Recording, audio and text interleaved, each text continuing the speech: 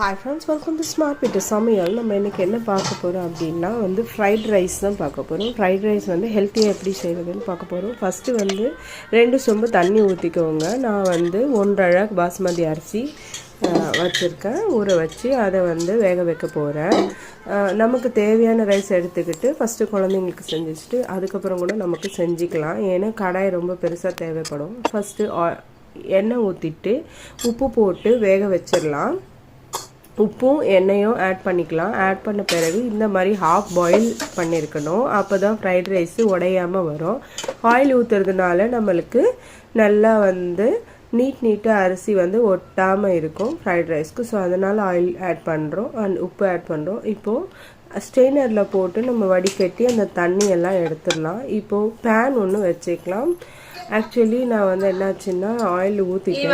பையன் கூப்பிட்டான்னு சொல்லி போயிட்டேன். அதுக்கட்டி சூடாகி ஹீட் ஆயிடுச்சு. அதனால என்னால் பாதி வீடியோ எடுக்க முடியல. ஸோ என்னென்ன போட்ட இன்க்ரீடியன்ஸ் நான் சொல்லிடுறேன். ஃபஸ்ட்டு ஆயில் ஊற்றிட்டு வெங்காயம், தக்காளி, ஒரு வெங்காயம், அரை தக்காளி, அரை குடமிளகாய், அரை பீட்ரூட் எல்லாமே பாதி தான் போட்டிருக்கேன்.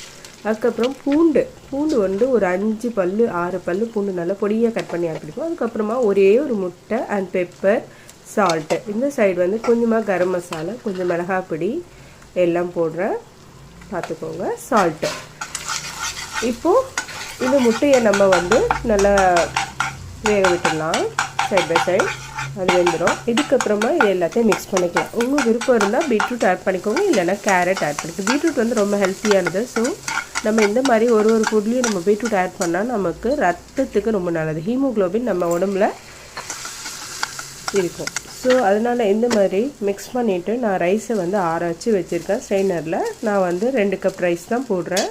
வேணும்னா நெக்ஸ்ட் டைம் இன்னொரு வாட்டியும் செஞ்சுக்கலாம். சூடாக நம்ம சாப்பிடும்போது நம்ம செஞ்சுக்கலாம்னு சொல்லிவிட்டு பாதி நான் எடுத்து வச்சுட்டேன். நம்ம பேனில் அவ்வளோதான் மிக்ஸ் பண்ண முடியும். காலையில் லஞ்ச் பாக்ஸ்க்கு அவசரமாக இது பண்ணியாச்சு. ஸோ இந்த மாதிரி சிம்பிள் அண்ட் டேஸ்டியாக நம்ம குழந்தைங்களுக்கு ஹெல்த்தியாக நம்ம இந்த மாதிரி செஞ்சு கொடுக்கலாம். வேணும்னா டொமேட்டோ சாஸ், சோயா சாஸ் போட்டுக்கலாம். நான் போட்டிருக்கேன், கொஞ்சமாக தான் போட்டிருக்கேன்.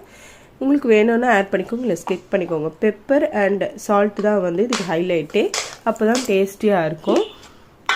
இப்போ 2 லஞ்ச் பாக்ஸ் தான் எங்கள் பசங்களுக்கு நான் இன்றைக்கி ரெடி பண்ணிட்டேன். ஏன்னா நம்மளுக்கு தொட்டுக்கவும் தேவையில்லை. ஏன்னா அதுலேயே நம்ம கரம் மசாலா, மிளகாய் பொடி காரமாக செஞ்சு கொடுக்கறதுனால தொட்டுக்க தேவை.